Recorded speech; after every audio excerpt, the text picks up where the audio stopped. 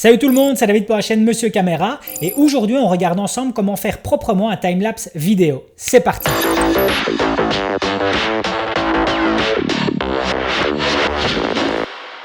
Alors voilà, je vous avais déjà fait une vidéo vous expliquant les bons réglages à prendre en compte pour un timelapse parfait fait à base de photos afin de garder un flou de mouvement. Le lien s'affiche d'ailleurs juste ici. Seulement voilà, vous n'avez pas forcément tous de boîtiers intégrant l'option timelapse ou de télécommande pouvant vous servir d'intervallomètre. On va donc voir ici comment arriver au même résultat en filmant et vous allez voir, c'est pas bien compliqué. Par contre, je vous le dis à l'avance, pour arriver à un bon résultat sur un timelapse en journée, l'utilisation d'un filtre ND est quasiment indispensable. Pour arriver à garder ce flou de mouvement, on va jouer sur la vitesse d'obturation en amenant celle-ci à 1/4 de seconde.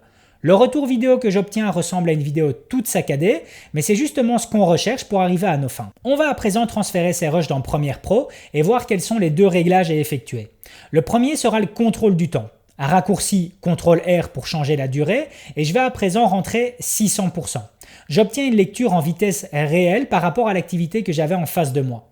Pourquoi? Eh bien parce que j'ai enregistré à 1/4 de seconde, une vidéo traditionnelle étant en 24 images secondes, mon calcul est simple, 6 x 4 égale 24, le 6 représentant 600%. Par contre, moi je veux un timelapse et je veux donc avoir quelque chose de plus rapide et pour ça je vais le mettre à 2400% pour avoir un résultat 4 fois plus rapide qu'à l'origine. Je rejoue le résultat.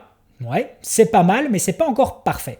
Pour ça, je vais changer un deuxième paramètre et ce sera dans l'interpolation temporelle en choisissant interpolation à la place de échantillonneur d'images. Voilà, là j'obtiens le résultat que je désire vraiment avec un rendu parfait et un flou de mouvement. J'ai donc un timelapse vidéo 4K tourné en Vlog avec les mêmes avantages que celui fait à base d'une photo.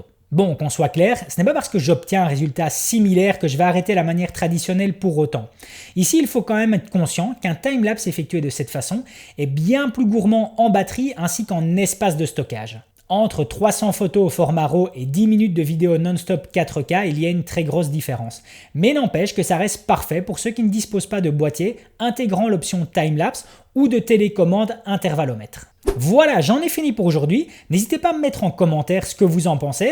J'espère que cette vidéo vous aidera pour vos prochains timelapses. Si la vidéo vous a plu, n'hésitez pas à mettre un pouce bleu, ça me fait super plaisir.